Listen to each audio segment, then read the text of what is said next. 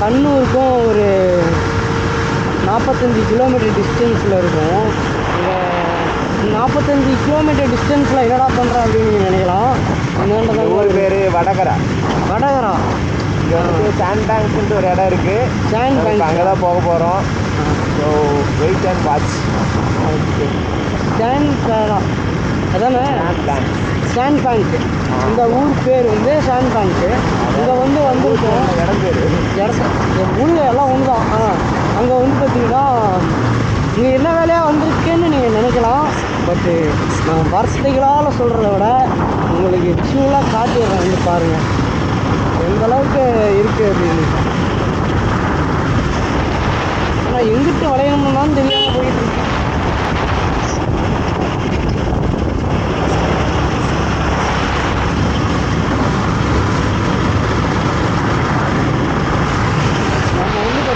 கடலை ஒட்டி போயிட்டு இருக்குங்க. கீழே போனால் வருமா? என்ன வரும்?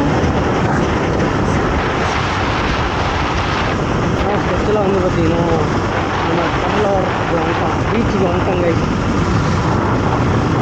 தூரம் கால் பண்ணி வந்து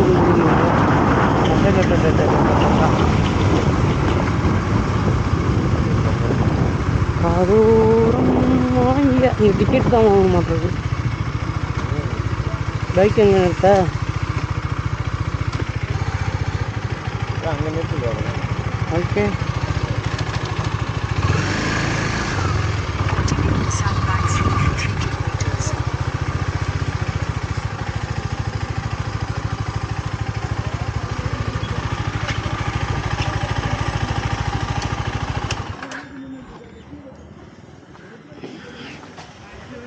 சரிங்க, உள்ளே போய்ட்டு விளையாட கண்டினியூ பண்ணுறேன். காய்ஸ் வந்து பார்த்திங்கன்னா உள்ளே போனோன்னா உள்ளே கேமரா அலோடு இல்லைன்னு சொல்லிட்டாங்க. சரி ஓகே அப்படின்னு சொல்லிட்டு உள்ளே போய் செல்லில் வீடியோ எடுக்கலான்னு பார்த்தோம். உள்ளே எல்லாம் கப்புள்ஸாக உட்காந்துருந்தாங்க. அதனால் வீடியோ விளாக என்னால் எடுக்க முடியல. அதனால் வந்து பார்த்திங்கன்னா உள்ளே போயிட்டு கொஞ்சம் நேரத்தில் வெளியே வந்துட்டேன் கைஸ். அவுட்புட்டு அந்தளவுக்கு நமக்கு தெரியலைங்க. அவுட்புட்டு நல்லா இருந்தால் தான் நமக்கு வீடியோ எடுக்க ஒரு கிளாரிட்டியே வரும். அதனால் அவுட்புட்டு நல்லா இல்லை, அதனால் வீடியோ பிளாக் எடுக்கலை. அதனால் என்ன பண்ணலான்னு பார்த்தீங்கன்னா அடிக்கிற வெயிலுக்கு ஒரு கொஞ்ச நேரம் ரெஸ்ட் எடுக்கலாம் அப்படின்னு நினச்சி ஒரு கொஞ்ச நேரம் தூங்கினேங்க. நானும் அவருமே கொஞ்சம் நேரம் தூங்கிட்டு அங்கேருந்து கிளம்பிட்டோம். டைம் வந்து பார்த்திங்கன்னா சரியா டைம் என்னாவது 3:10 ஆகுதுங்க. போய் சாப்பிடுவோம் ஃபஸ்ட்டு. மத்தியானம் சாப்பாடே இன்னும் சாப்பிடல. சாப்பிட்டு அங்கேருந்து நம்ம ஃபஸ்ட்டு வீட்டுக்கு கிளம்புவோம். அங்கே போயிட்டு அடுத்த பிளான் என்னன்றதை யோசிச்சுப்போங்க. ஃபஸ்ட்டு இங்கேருந்து கிளம்புவோம். அதே மாதிரி வந்து பார்த்திங்கன்னா ஹெல்மெட்டில் என்னால் கேமரா வச்சுட்டு போக முடியாது. திடீர்னு வரும்போது ஏன் நல்ல நேரம் யாரும் இல்லை, திடீர்னு யாரும் இருந்தாங்கன்னா வச்சுக்கோங்க மாட்டிப்போம். இப்போ வாடா மாப்பிள்ள அப்படின்னு சொல்லி பிடிச்சி உட்கார வச்சுப்பாங்க.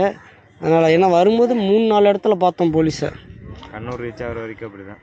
அதனால் அதுக்கப்புறம் பிளான் பண்ணிக்கலாம். ஐஸ்கிரீமு சாப்பிட்லாம் எம்புட்டுன்னு கேளுங்க காய்ஸ். வாங்க ஐஸ்கிரீம் சாப்பிடுவோம். பசியில் எதை சாப்பிடுவோன்னே தெரியல. ஆனால் இப்போ எதை கிருங்குது எனக்கு. எப்படின்னா இப்போ சாப்பிட்டோன்னா உனக்கு தலைவலிக்கும். எனக்கா இப்போ பசியில் நீ கடலை கொடுத்தாலும் கடிச்சிக்கிட்டு இருக்கிற மாதிரி இருக்குது எனக்கு. தூங்கி எழுந்திருக்க சடனாக ஐஸ்கிரீம் சாப்பிட்டு தலைவலிக்குன்னு சொல்கிறேன். ஆமாம் வாஸ்தவம். சரிங்க, அந்த வேலை ஹோட்டலுக்கு போயிட்டு விளையாட கண்டினியூ பண்ணுறேங்க. பாய்.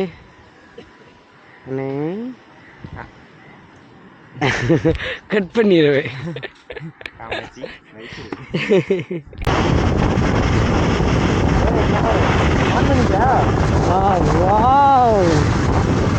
காய்ஸ் லெவலில் இருக்குது காய்ஸ்.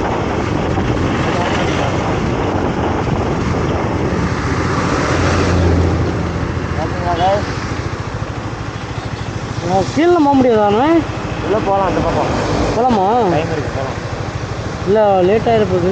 இல்லை இங்கே இல்லை, இங்கே வியூ வேறு இருக்குது. நம்ம அங்கேயா? Okay okay. அதாவது நாங்கள் வந்து பார்த்திங்கன்னா கண்ணூருக்கு வந்து இன்னும் சரியாக 22 கிலோமீட்டர் இருக்குது.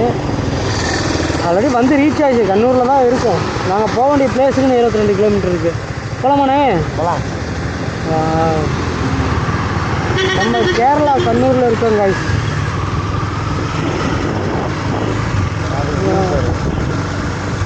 அருமையான வியூங்க. அதான் என்றைக்குமே காலையில் டைம், ஈவினிங் டைம், 2 டைம் மட்டும்தான் வேறு லெவலில் இருக்கும். எக்ஸ்பெக்ட் பண்ணவே முடியாத அளவுக்கு சூப்பராக இருக்கும்.